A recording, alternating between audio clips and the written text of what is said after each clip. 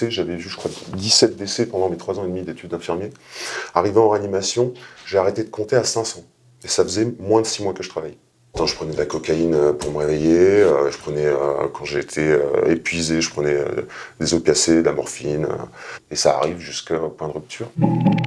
J'étais infirmier dans un service de réanimation, ça va bientôt faire 10 ans. Qu'est-ce qui se passe quand on est soignant pendant 10 ans en réanimation? Qu'est-ce qui t'est arrivé, toi?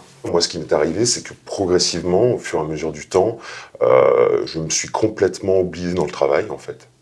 J'accumulais les heures. J'ai des centaines de jours et des centaines d'heures sup. J'ai réussi à faire jusqu'à 7 week-ends d'affilée. Tu sais, j'avais vu, je crois, 17 décès pendant mes 3 ans et demi d'études d'infirmier.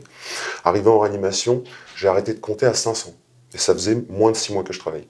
On va d'une histoire terrible à une autre, des destins et des vies brisées. Et progressivement, on se finit par se dire, est-ce que tout ça a du sens, quoi? Il y a des trucs terribles. J'ai vu des petits, tu vois, des pères de famille.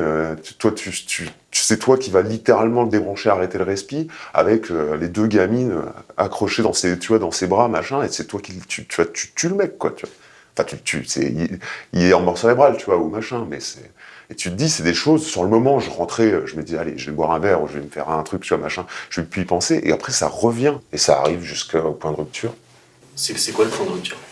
Ah bah, le point de rupture, pour moi, ça a été, voilà, déjà, j'étais tombé complètement dans l'addiction. Un ensemble de produits, un cocktail un peu tous les jours, voilà. Celui qu'il faut pour se réveiller, celui Voilà, qu'il faut pour voilà, s'endormir.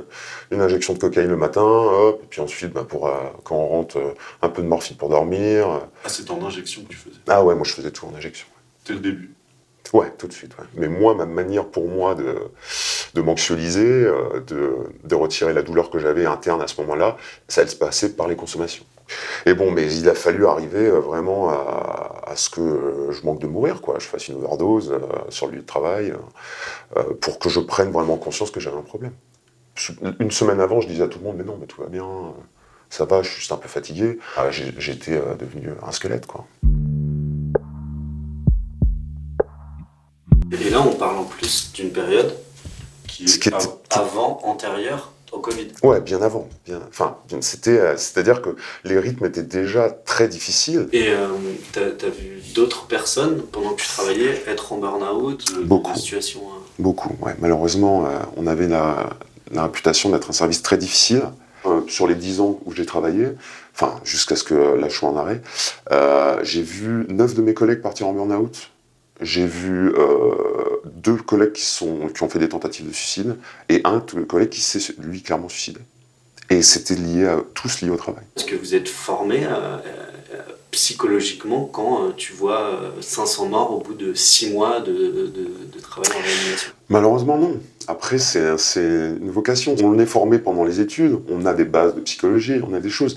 Mais se rendre compte de ce que ça fait sur le long terme à quelqu'un, c'est comme si on s'émoussait progressivement. Et après, on se soigne moins bien. J'étais devenu, pas insensible, mais un peu insensible, c'est-à-dire dire, mais c'est pas grave, des décès, voilà, des gens, il y en a qui meurent tous les jours. Et c'est parce que c'était mon quotidien, c'est ce que je voyais moi. Comment, après tout ce que tu as vécu, tout ce que tu as vu, tu as quand même encore envie d'être soignant? Alors, parce que moi, souvent, ce que je dis, c'est que tu peux voir des dizaines et des dizaines de morts et des choses comme ça.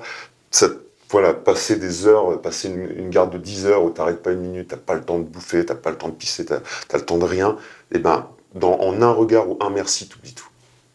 Un merci d'un patient ou la sensation d'être utile. Ça, c'est indescriptible, quoi. C'est une fibre qu'on a en soi. Alors parfois on la perd, parfois on s'égare ou on oublie.